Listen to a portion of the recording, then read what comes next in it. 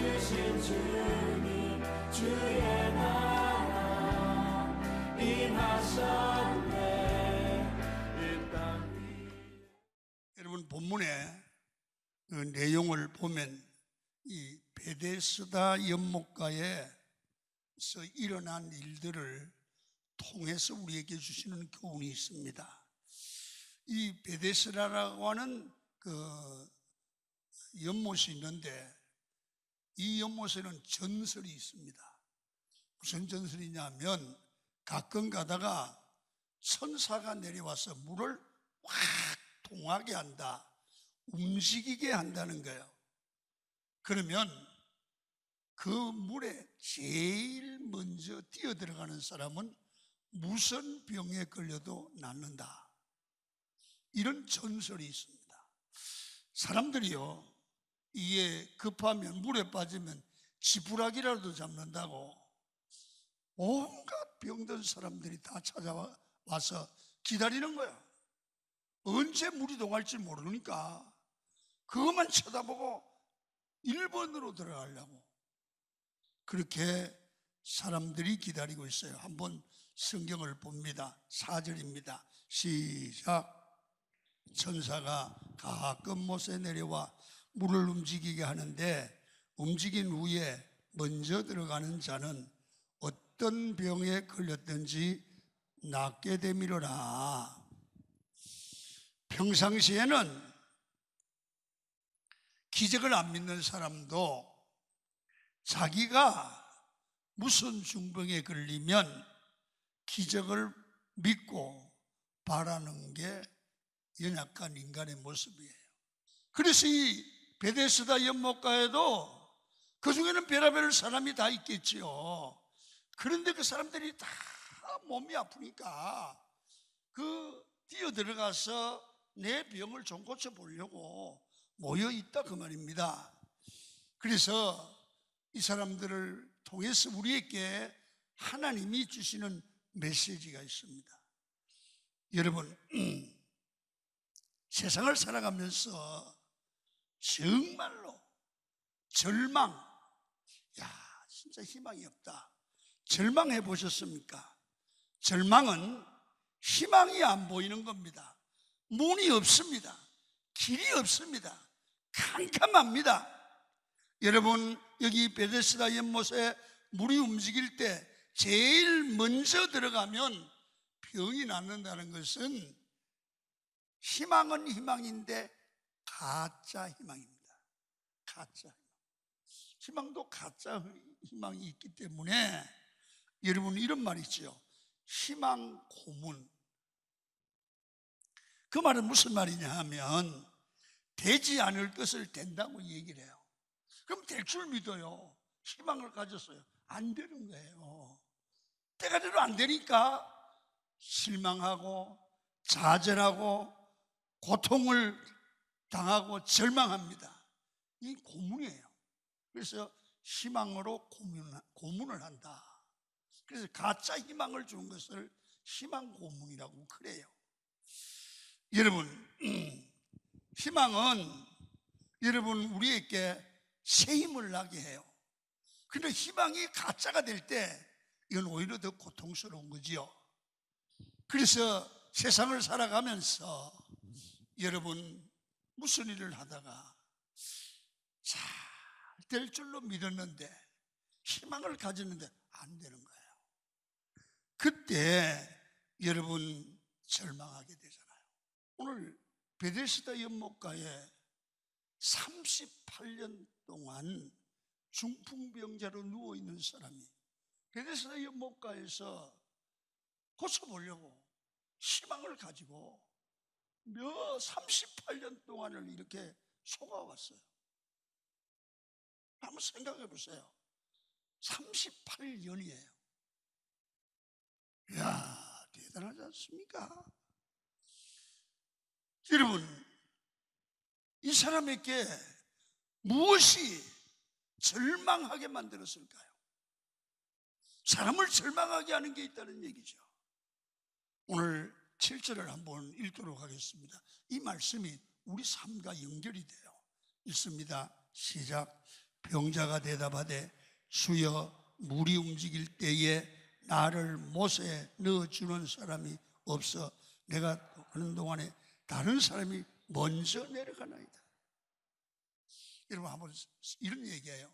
여러분 내가 38년 된 중풍병이 걸려서 나도 한번 나아봐야 되겠다 희망을 갖고 여러분 베데스다 연못가 일본으로 들어가면 되니까 한 번도 그런 일이 없지만 소문 전설만 듣고 누워있는 거야. 그런데 이분이 뭐라고 그러냐면 아무도 나를 자기가 안 도와주면 물에 들어갈 수 없으니까 아무도 나를 도와주지 않는다.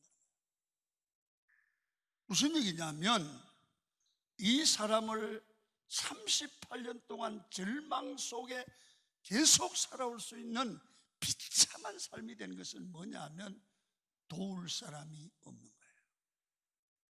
도울 사람이 없는 거예요.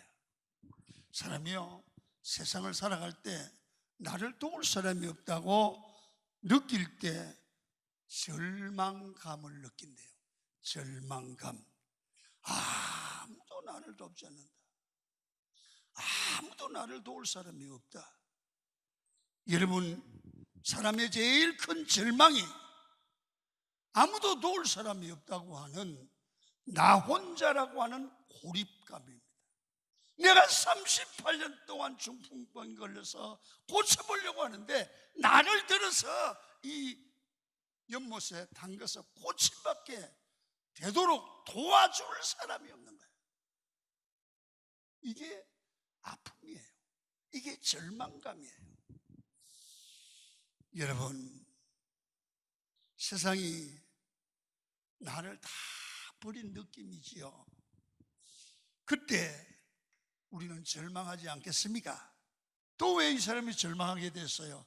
너무 오랫동안 병을 앓았어요. 사람이 너무 오랫동안 고생을 하면요 사람이 멍해져요. 생각이 잘 안 나요. 그래서 38년이면 태어나서부터 거의 한자로 살았다는 얘기죠. 얼마나 절망스럽겠습니까? 여러분 아무런 희망이 없는 겁니다. 이 희망이 없는 사람 아무도 찾아와 주거나 반가워하거나 사랑해 주지 않는 이 사람에게 여러분 예수님이 찾아오셨습니다. 오늘 6절을 읽습니다. 시작. 예수께서 그 누운 것을 보시고 병이 벌써 오랜 줄 아시고 이르시되 네가 낫고자 하느냐. 주님이 찾아오셔서 네가 낫고자 하는 그렇게 묻는 것은 우리 주님의 대책이 있다는 거거든요. 그러면 어떻게 얘기해야 돼요? 예수님 나 낫고자 하네요. 나 좀 일으켜 주세요. 이러면 좋잖아요. 근데 그 말 할 수 있는 용기도 힘도 없는 거예요. 그래 이 사람이 말하는 것 좀 보세요. 그래 이 사고가 오랫동안 이 고통을 당하고 병을 앓으면 이 말도 제대로 못하고 생각도 제대로 못해요. 이게 문제거든요. 자 7절을 읽습니다. 시작. 병자가 대답하되 주여 물을 움직일 때 나를 못에 넣어주냐는 사람이 없어 내가 가는 동안에 다른 사람이 내려가나이다. 기껏 한다는 얘기가 나를 도와주는 사람이 없습니다.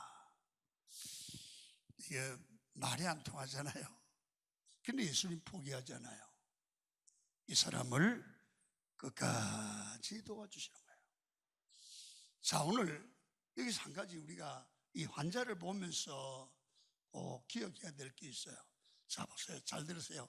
절망이라는 게 뭐냐 하면 함자로 보면 이 절자는 끊을 절, 끊는다, 끊을 절, 바랄망, 절망은 여러분 뭐냐 하면 더 이상 바랄 것이 없어서 더 이상 바랄 것이 없어서 소망이 끊어진 것을 절망 그렇게 말해요. 여러분 그렇다면 내가 바라보는 희망을 이게 누가 끄는 거예요? 다른 사람이 와서 내 머리에 마음속에 가지고 있는 희망을 끄는 거예요? 아니에요. 바로 내가 가졌던 희망을 어떤 이유에서 내가 끄는 거예요. 그러니까 환경이 나를 절망으로 몰아넣는 것이 아니라 내가 생각을 바꿔서 희망을 절망으로 만드는 거예요. 그러니까 오늘 여러분들과 내가 절망을 선택하고 절망할 생각을 갖고 희망의 생각을 접어버린 거예요.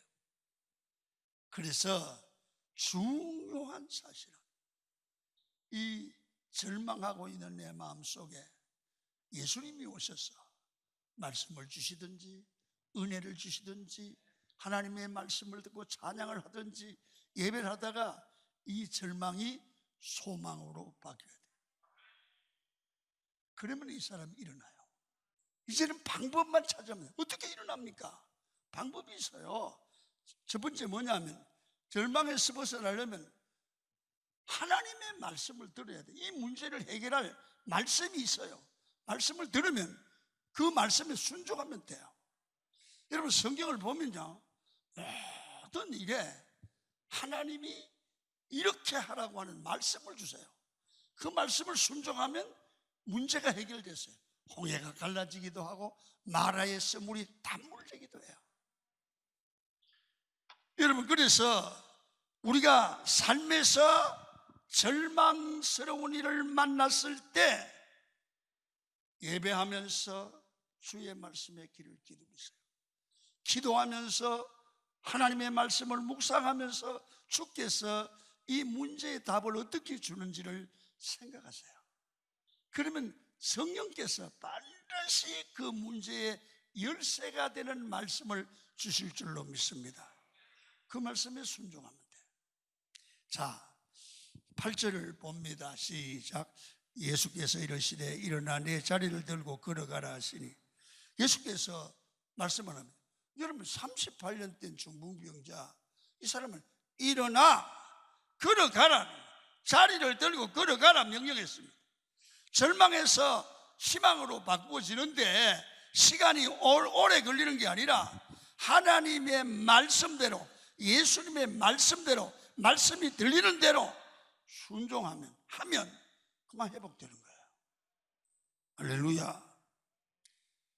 예수님의 말씀 복잡하지 않습니다. 그냥 가라 그러면 가고 앉으라면 앉으면 되는 겁니다. 예수님이 일어나 걸어가라 그러면 일어나면 돼요. 괜히 내 생각을 하고 오랫동안 38년 동안 못 일어나는데 일어나겠습니까? 그런 얘기 할 필요 없어요. 그런 생각할 필요도 없어요. 예수님의 말씀에 해석할 필요도 없어요. 그냥 순종하면 돼요. 아멘. 그래서 이런 생각하게 되잖아요. 왜 내가 주의 뜻대로 순종을 못할까? 생각해 보세요. 하나님의 명령하실 명령이 내 생각과 틀려, 내 뜻과 틀려, 합리적이지 못해요. 맞지 않아. 어떻게 선물에 나무 집어넣는다가 단물돼요? 어떻게 그렇게 돼요? 순종이 안 되지요. 그래서 성경은 이렇게 말해요. 내 뜻, 내 생각 내려놓고 하나님의 말씀에 순종을 하면 하나님이 복을 주신다는 거예요. 기적을 주신다는 거예요. 여러분 선물이 있을 때 다른 곳으로 가라고 말씀하지 않았습니다. 선물에 나무를 집어넣으면 단물로 변한다는 겁니다. 그래서 여러분 우리 삶에 내 능력으로 바뀌는 게 아니고 하나님이 일해 주신다는 사실을 믿어야 이 순종이 되는 거예요. 그래서 생활하시면서 어떤 때는 정말 선물처럼 가정에 어려운 문제가 있습니다. 가정이 답답합니다. 사업이 깜깜합니다. 어떨 때는 막 기도도 잘 안 나와요. 그때 하나님께 기도하면 하나님이 하나님의 방법으로 너 이렇게 해라, 너 이렇게 하면 된다. 가만히 생각하면 그렇게 해도 안 될 것 같아요, 이런 생각이. 근데 하나님은 그렇게 하라는 마음을 주세요. 그럼 순종하세요. 할렐루야. 그게 기적입니다. 그 다음에는 여러분, 오늘 우리가 절망을 올 때마다 절망 때문에 넘어지지 않고 승리하는 비결이 있는데, 우리 사람에게 절망이 오잖아요. 기도하고 그 문제가 해결되는 거야. 그러면 이제는 다시는 절망스러운 일이 안 일어나겠다, 그렇게 생각하기 쉬운데요, 아니에요. 절망이 해결되면, 편안해지면 또 절망스러운 사건이 생겨요. 할렐루야. 다시 말하면 절망스러운 사건은 또 온다는 거예요. 반복해서 온다는 거예요. 그래서 오늘 죽을 때까지 희망 속에서만 사는 게 아니라 절망이 오고 또 절망을 해결받으면서 하나님을 만나서 기쁘면 또 절망이 오고, 이런 이 삶을 평생도록 하나님이 살도록 만들어 가신다. 성경의 역사가 그런 역사예요. 자, 제가 한번 정리를 해볼게요. 14절을 한번 읽고 정리를 해나가겠습니다. 시작. 그 후에 예수께서 성전에서 그 사람을 만나 이르시되, 보라, 네가 나았으니 더 심한 것이 생기지 않게 범하지 말라. 여러분, 주님이 이러는 거예요. 이 사람을 낫게 하고 나서 경고하는 거예요. 앞으로 또 더 심한 병이 올지도 몰라. 그러니까 그 죄를 범하지 말아라. 오늘 여기서 어떤 의미냐 하면, 모든 병이 죄 때문에 오는 병은 아니지만 죄 때문에도 병이 올 수 있다는 얘기를 전제하는 거예요. 그래서 절망에서 희망이 되었다고 해서 이게 끝이 아니에요. 절망할 수 있지만 그때 다시 하나님의 말씀을 붙들고 기도하면 하나님의 기적으로 절망의 문제가 해결되고 소망 가운데 서요. 그걸로 영원히 소망 가운데 사느냐? 아니에요. 또 어려움이 와요. 그때도 절망하지 말라는 거예요. 잘 봐요. 이스라엘 백성이 애굽에서 노예 생활해요. 절망이잖아요. 노예가 무슨 희망이 있어요? 그러니까 절망스러우니까, 힘이 드니까 하나님께 기도했어요. 그러니까 하나님이 모세를 그 애굽에 보내서 애굽 왕과 10가지 재앙을 통해서 하나님이 그의 백성을 강야로 이끌어내는데, 여러분, 6월절 축복 기적을 경험해요. 여러분이 이 애굽의 백성들은 다 장자가 죽는데, 여러분, 좌우문방에 양의 피를 바른 이스라엘 백성은 넘어가는 거예요. 패스오버. 그래서 하나님의 기적을 경험해요. 이야, 할렐루야. 이제 우리는 자유했다. 소망이 넘치는 거예요. 그런데 웬걸? 애굽에서 나와서 홍해 앞에 와서 또 절망이야. 또 절망이야. 그래서 하나님 또 원망하는 거야. 그러니까 하나님께 기도하니까 하나님이 홍해를 바람으로 갈라서 건너게 해요. 그래서 또 찬송을 해요. 소망이 넘쳐요. 그리고 나서 홍해를 건너면서 춤을 추고 그러는데 3일도 안 되어서 먹을 물이 없네. 또 원망을 하고 절망이야. 그러니까 하나님께 기도하니까 한 나무를 가르쳐 썬물이 단물되어 또 소망이 넘쳐요. 그리고 강야를 걸어가는데 아말렉과 싸움이 벌어졌어. 이게 또 큰일 났어요. 절망이에요. 그런데 하나님이 또 모세가 기도의 손을 들면 이겨요. 손을 내리면 져요. 여러분, 이런 일련의 사건을 계속 하는 거예요. 그래서 이스라엘 백성들이 하나님께 기도했더니 하나님께서 승리를 주시는데 출애굽기 17장 16절을 읽도록 하겠어요. 한번 읽어요. 시작. 이르되 여호와께서 맹세하시기를 여호와가 아말렉과 더불어 대대로 싸우리라 하셨다 하였더라. 오늘 여기 보니까 하나님이 아말렉과 대대로 싸우겠다. 하나님이 이스라엘 백성, 자기 백성 편이 되었어서 아말렉을 대신 싸워주겠다. 그게 그때만 한 게 아니라 대대로 다음 때까지 계속 영원히 싸워주겠다 그 말입니다. 그래서 세대마다 하나님이 은혜 주고 지켜주시는데 또 고난이 있어도 걱정하지 말라. 이게 소망을 가지라. 이게 하나님께 기도하고 하나님 말씀대로 살면 그 앞길을 주님이 대대로 다음 세대까지 네 앞날에도 하나님이 승리를 주겠다는 거야. 그래서 절망스러운 일이 생기거든 또 울 수 있는 것이 왔다. 그리고 하나님께 기도하면 하나님이 우리를 건져 주실 줄 믿습니다. 소망을 주시오. 마지막 6, 8절과 9절을 읽습니다. 시작.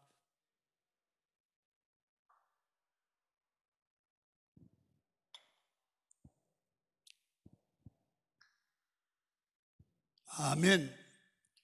절망이 올 때 이기려고 하면 마음 관리가 중요한데 마음의 절망스러운 환경 가운데 두려워하는 마음을 가지면 못 일어나요. 아멘.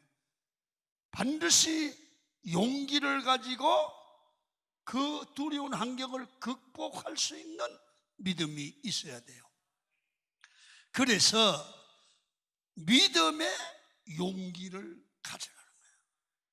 내가 이기는 게 아니라 내 안에 함께 하시는 하나님의 능력으로 이긴다 이거예요. 내 힘으로 이기는 게 아니라 주의 능력으로 이긴다. 나는 하나님이 함께 한다. 이 믿음이 중요한 거예요. 예수께서 오늘 본문에서 이 환자에게 자리를 들고 걸어가라 말씀하십니다. 아니 38년 동안 한 번도 걸어본 적이 없는 사람에게 말이 되는 소리입니까? 살다 보면 신앙생활 하다 보면 말도 한 번도 들어보지 않는 말도 안 되는 말을 들을 때가 있어요. 내가 설교를 들을 때 항상 그동안 남의 얘기하는 것 같다고 오늘 목사님 얘기는 박 집사 들은 거고 이 집사 들은 거고 내 말은 없다 그런 생각했는데 어느 날 설교를 했는데 엄마 저 설교는 내 설교네. 한 번도 하나님이 내게 하는 말을 못 들어봤네. 오늘 처음 듣네. 이러면요 우리 마음속에 뜨거워져요. 그래서 오늘 이 38년 된 환자는 그 말을 믿고 용기를 가지고 일어서려고 노력하기를 시작했어요. 그랬더니 다리에 힘이 오는 거야. 벌떡 일어나서 걸어가니까 말씀대로 이루어지는 기적이 일어난 줄로 믿습니다. 이게 용기입니다. 말씀대로 내 생각을 초월하는 순종을 할 수 있는 용기. 한 번도 걸어가지 못했지만 말씀을 믿고 일어나 걸어가는 용기. 이것이 환자를 살렸습니다. 신앙삶에는 믿음으로 하나님을 믿음으로 담대한 용기가 필요합니다. 절망에서 일어나기 위해서는 말씀에 순종하는 용기가 필요합니다.